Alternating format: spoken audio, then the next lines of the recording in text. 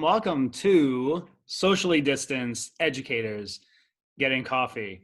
This is your host. I am Brian Green. I am an educator in St. Johns County, and this is also a few of our friends, Miss Sarah Todrick. I'll let everyone else introduce themselves. Go ahead. Okay. Sarah Todrick. I teach 6th grade world history at Palm Valley Academy, and Nettles, come on. I'm Nettles. I teach 7th grade at Palm Valley Academy Language Arts with Holly. Hi, I'm Holly. I teach 7th grade language arts at Palm Valley Academy with Nettles.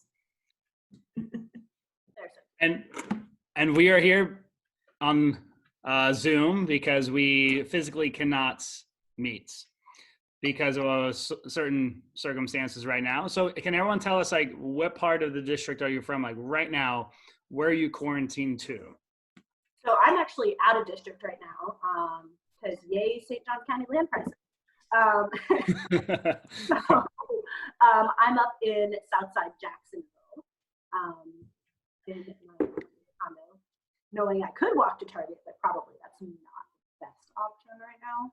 I am in Nocatee, right down the street from the school, and because Holly and I are completely codependent, she is also in Nocatee. Yes, I'm at the other side of Nocatee.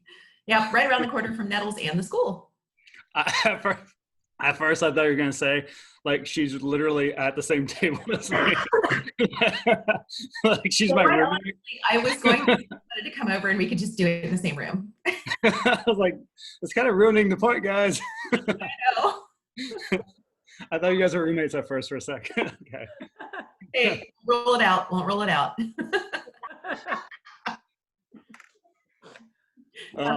Too grown up in that. So for anybody who's not familiar, Nocatee is what's the best way to describe it?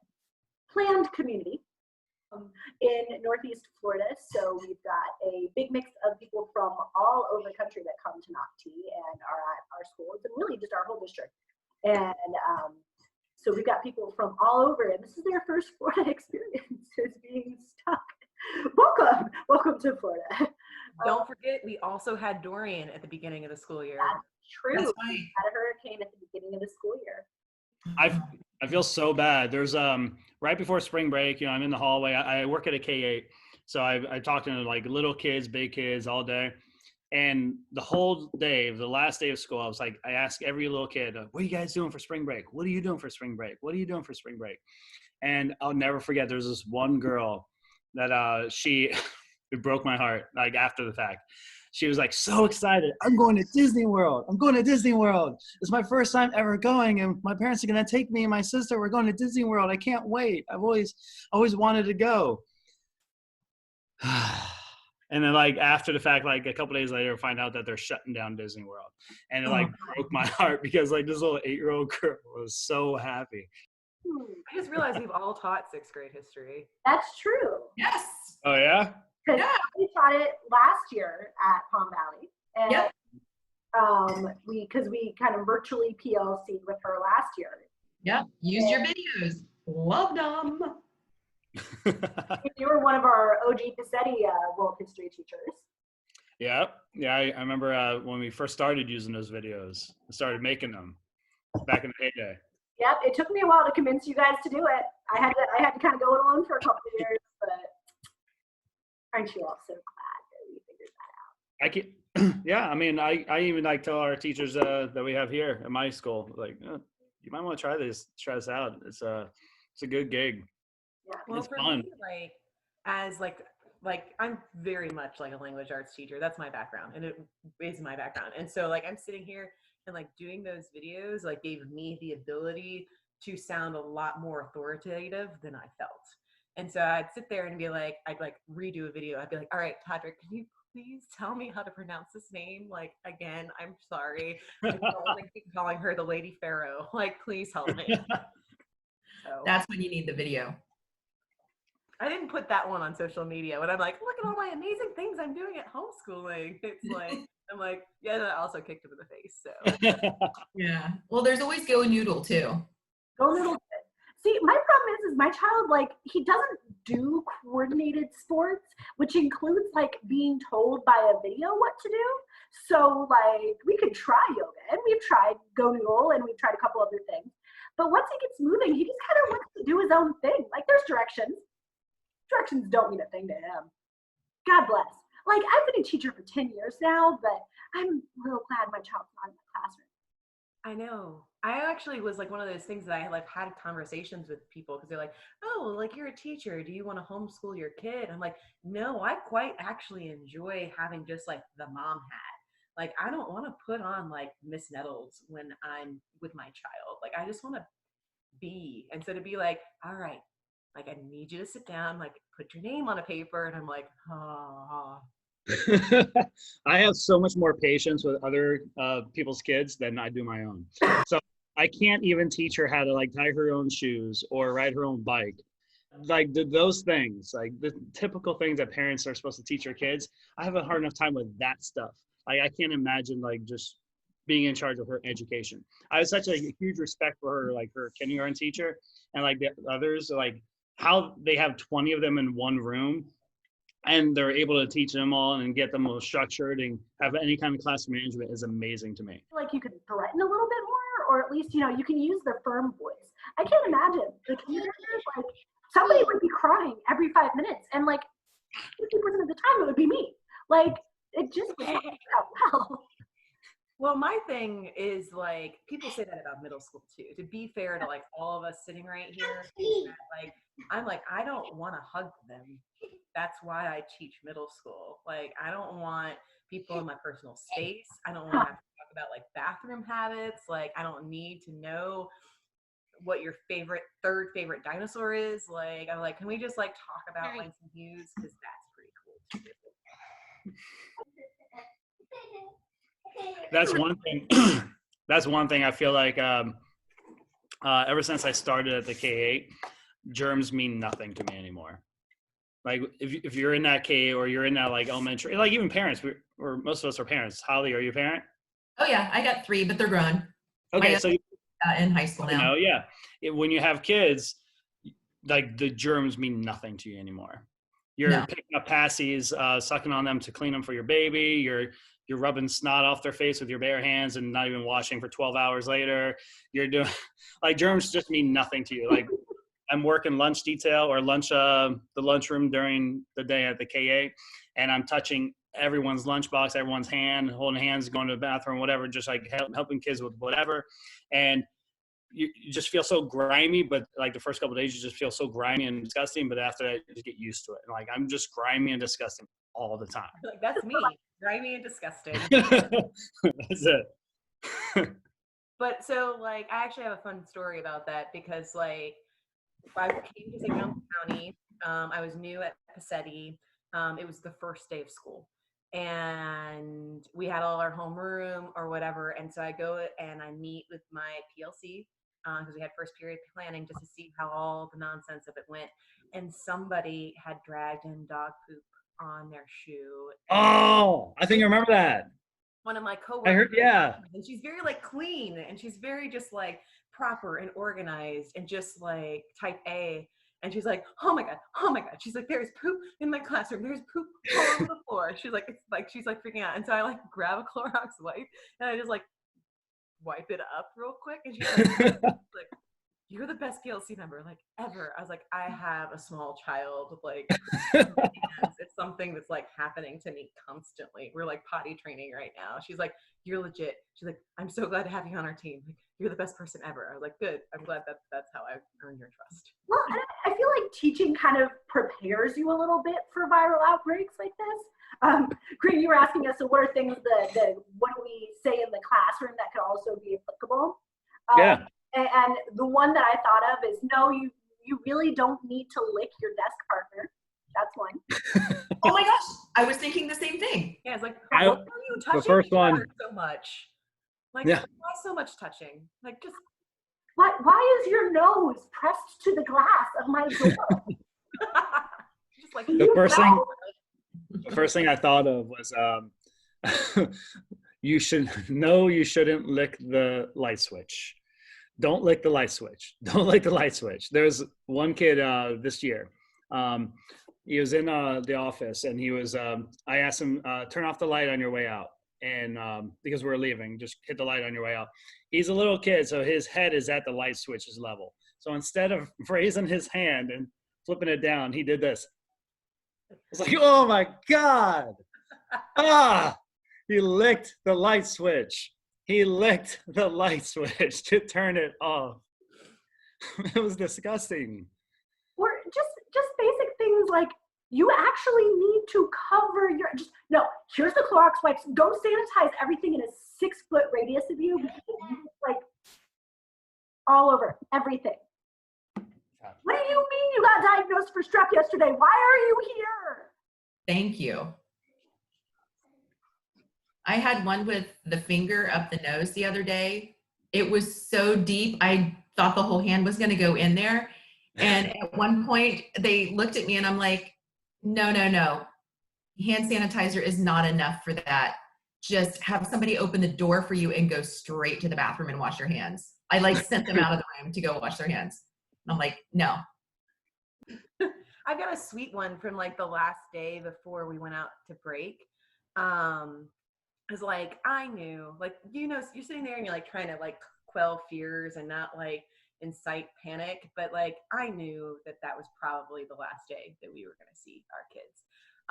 And so my intensive reading kids have been kicking butt on iReady. Like we have to use it because it all differentiation because the district paid money for it. But so we're sitting there and they've like, we had a class goal of reaching like 120 lessons completed in the month of March, and we did it. And so we had a party to end our last day before the break, and like the school bought pizza, which was really nice. And I was like, but you know, the kids they like food, but they like video games better. And so I brought in my Nintendo Switch, and I brought in Mario Kart because it doesn't involve killing anybody, because they may have killed each other if I had been like, let's play Super Smash Brothers, let's go. And so I brought in Mario Kart, which had 4 players, and we kind of set it up tournament style, where the top 2 people got to stay in, and then the bottom 2 had to like rotate out. And I had one kid who was just sitting there. He's very calmly like, I like to play with Mario. He's my favorite character. And I'm like, cool. He's like, I have this game at my house. I'm like, that's great. Cool. He's like, I like this course the best. And he's like doing the thing that kids do where they just give you factoids and stuff. I'm like, fine, yeah, I get it. Like enjoy this. And so then he comes in and they're on like 200cc, which is the highest like speed that you can get. And the computer players are like a lot better at that point. And the kids are getting their butts kicked. And so he comes up there, he's got his controller and he's sitting there and he just like very calmly decimates the entire field. He just sits there and just like, he's like lapping the computer players on 200cc, which I can't do. And I've been playing that game since I was like a small child myself on the Super Nintendo. Mm. And he's like, doesn't even care. Like he's so nonplussed about it. And like the kids are getting their butts kicked by him and they're sitting there and they're just like watching him. And they just like start chanting his name over and over and over again. And to the point where the teacher that was next door was watching Prince of Egypt. And it was like the last plague. So all the kids, like the firstborn sons are dying. And my son's over there like chanting names. She's like, excuse me, just like, can you bring it down a little bit? And so all my kids are like, and they're like chanting his name over and over again, just like, and they're like, go, go, go, go, go. And I was like, oh, this is a really like good way to end before all this chaos is about to hit. So I was like, I'm going to hold that moment with me because I don't know the next time I'm going to see him. Oh, that's nice. Yeah. I like that. What about you, Holly? Well, we actually ended our language arts on The Outsiders. We had just decided to toss caution to the wind and we did Outsiders for like the last 3 weeks, which was awesome. And then our last day at school was dress up day. And I had tons and tons and tons of kids that dressed up and participated and brought in snacks, and we finished the movie and we talked and we chatted, and That was about it. That was probably the highlight of the year. Yeah. I mean, honestly, I don't envy the job the district has to do right now. And I know because they've got to be struggling just as much as the rest of us, trying to get everything organized. Oh, I know. It's uncharted territory. They have no idea, like this hasn't happened before. There's no real plan in place as far as like a precedent. So they're creating a new precedent right now, and it's difficult, and you got to go take it step by step slowly. So I know the frustration everyone's feeling, but it's a big responsibility on their end. And like the thing too is that like we are like such a big school district, but we're also surrounded by other giant school districts. Like Duval is like literally part of Nocatee is in Duval, and so like you can't I almost feel like they have to work together as school districts, because you don't want to have like one school district that's doing one thing and one school district that's doing another. Like you kind of need to be on the same page, otherwise you're just gonna again encourage chaos. Did you see, I have, when it comes to, talking about, this homeschooling stuff, I've been able to kind of, heavily lean on, my mom support group that I have online. I'm a Facebook mom group participator. And so, but I have friends from all over the country, and, they're posting their stories from all over, and it's, not all of them are economically advantaged. And so they are trying to get food from the schools, and the schools are running out of the breakfast and lunch before 11 o'clock in the morning.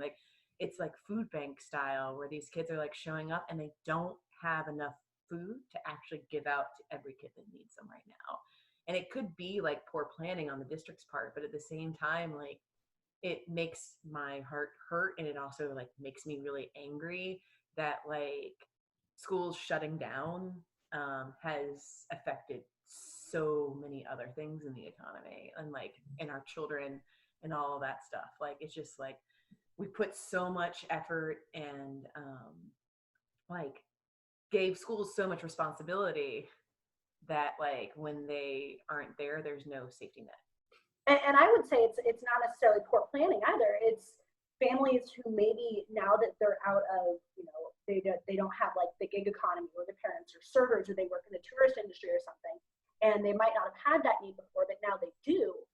And the schools are the easiest place to get that. So it's not even poor planning. I think it's just an unanticipated kind of ripple effect of how many people are actually going to be affected that the schools didn't have to serve before and now are having to step up and provide that social net for.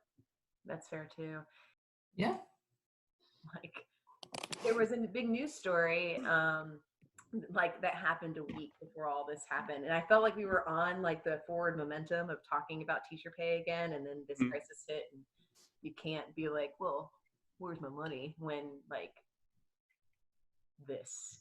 Yeah, but at the same time, I think this whole tragedy, this national crisis, is definitely going to it's reminding people already the importance of school and the importance of how the school structure, like you said, not just education, but the school structure of the resources we put into school, what they rely on us for, is suddenly gone. How it reminds people how important and how involved we really are with their lives, and how much of an impact we do make in the community. Therefore, I think you should fund it appropriately. Fund it as if we are making a huge impact, and you rely on us, and you rely on public education. Your kids and your families rely on us. So hopefully you start funding us and start moving towards that direction where we are becoming more respected in the community again, And I hope, or I think, and I hope that we're also going to see a shift on the discussion about minimum wage as well, just in general, because if you look at the pressure that's being put on people who are in the service industry, who work at grocery stores, who work, nurses, who aren't minimum wage, but still are kind of in that same category of people who are fundamental to the economy, but are being put under tremendous stresses right now and really stepping up to the plate. My hope is that the dialogue will shift a little bit towards, hey, remember those people who, worked 14-hour days to make sure you had your toilet paper? Maybe we should pay them a living wage. I think it's starting to become less about politics and more about humanity. Like, I think this, if among other things, I think this whole experience is going to shift the mindset that all those points you're talking about, like paying teachers or making sure everyone has like the resources they need and like the wage that they would need to survive or thrive. I think those are going to be switching from like political arguments to more like common sense across the board. Like, this is a humanity issue, not a Democrat Republican issue, not a liberal conservative issue. This is something that we have real experience with, and now people kind of hopefully will see this isn't a socialism issue. This is a humanity issue. Yeah, it's people taking care of each other issue. Yeah. Like, our principal, before we left, we had like our early release Wednesday where they kind of like prepped us on what would be expected. She was like, we need to convey the message that we are a community that takes care of each other. She's like, and that's what I want the kids to get from all of this. And that was like a line that like stuck with me, like the phrase of just like, we are a community who takes care of each other, is something that like, I was like, that's what I'm going to hold on to. I think it's really like important, like, it's really hokey to sit here and be like, we need to think positive, because sometimes like stuff sucks and it's gonna suck, and like telling somebody to think about positive things when it sucks is almost an insult. To be like, oh, you know what, it's like they're in a better place right now. It's like, you're gonna learn so much from it. It's like, right now I just want to be sad. And so, but in this sense, like when you're thinking about like this virus and the way people are reacting to it, I think they'd be like focusing on the positives of like, we are a community where we have people that are looking out for each other, and to focus on, it's just good for your mental health more than anything. Like, focus on the people who are looking out for their neighbors, and focus on the people who, like, Todrick's kid has his insulin test that he has. I totally flubbed up the way that's talked, but like the alcohol wipes, and like people who are like, before we left, the science teacher was like, oh, I have alcohol wipes, like, here, like, take them with you so that you can watch him. And it's like, that's the kind of stuff I want to focus on, and like people helping people. I guess, and Nettles, I think that's a really important point you bring up. And because I don't know, maybe it's just a history teacher thing, but we tend to be kind of negative. Like, with history teachers, we see patterns and we see like big historical events, and we say, well, we know what's coming next, and it's not good. But it is a really easy trap to fall into. And it's something I've had to kind of guard myself against, and kind of look for those examples of positivity and look for those examples of humanity.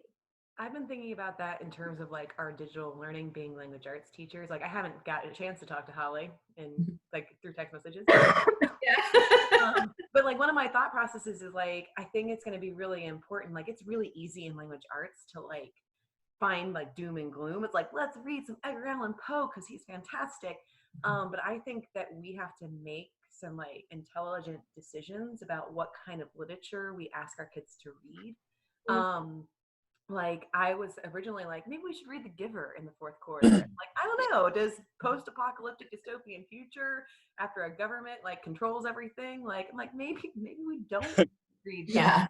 And so I think we do have a responsibility as educators not to mask things or pretend everything's perfect, but to kind of be responsible about,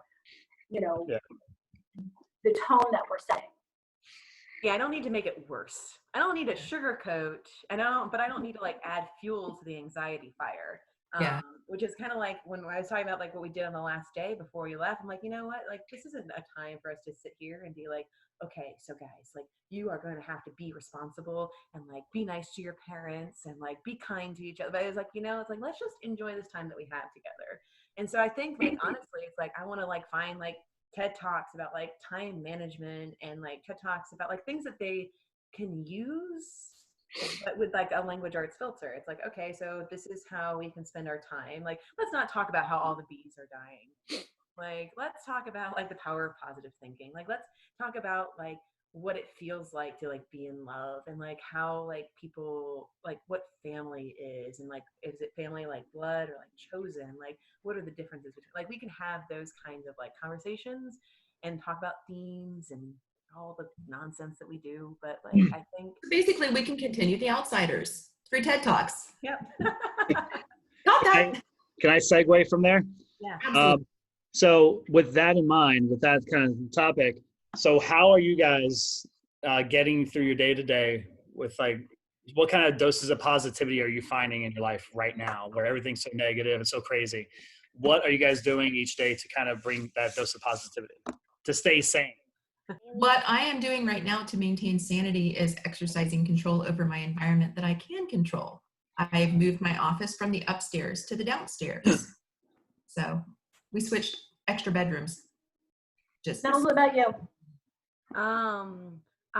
Speaking of hospitals, I have used my former experience of already being quarantined essentially for 10 weeks to kind of like know what did and didn't work for me. And so like I'm kind of almost like falling back into old patterns where I'm like, okay, I know how to keep myself sane. I know what things make me happy. I know what things make me like anxious. And so I'm using my like formerly really crappy experience to make this one not as bad. And to be honest with you, like it's been kind of cool to hang out with my kid this much. Like it stresses me out because there's a lot of noise and neediness, and there's like times where I'm just like, I just need a break.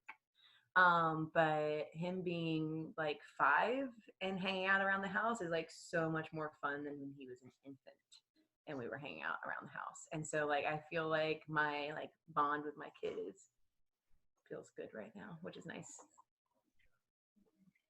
Yeah, I agree. I think spending a lot more time with Charlotte has been nice. My Josie, my youngest, she's about to be 6 months old soon.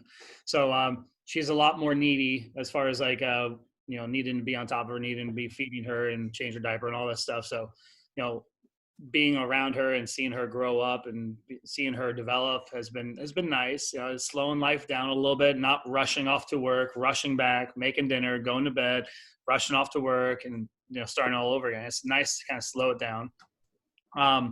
So being around, and Charlotte, me and her are going to have beach day. If we can find an isolated place on the beach without people around, we're going to find some place where we can just go and have some fun. So little moments like that is I guess what's the most like bring some positivity back in life, that, and I got really into like YouTube videos of like motivational speeches and stuff like that. So I know it's kind of like hokey pokey or whatever, but like I've been watching like a ton of motivational speeches with like The Rock, Denzel Washington. I was just watching one with him last night. Who else is really good? Will Smith. He has like a few really good ones, and just like things like stories of like how they made it and how they found success in their life, and staying focused and staying determined and stuff like that. It's been really cool. It's something I just got into lately. What about you, Todrick? I mean, I've kind of had the same experience of being able to really spend time with Charlie. And, usually our schedule is such that I have him on the school days and we really don't get a whole lot of just relaxing and enjoying time together because he's not with me on the weekends. So being able to actually just spend time with him and, we built forts this week, we hung out, and he's an introverted kid too. So we had like our alone time, but just being able to enjoy him and not have to worry about homework and packing lunch in schools. I see you are all ready for the beach, huh? Yeah. She's like, Daddy, come on. Daddy, reminder, we're going to the beach. But also I felt like it's been really important this week to kind of step back from parenthood a little bit.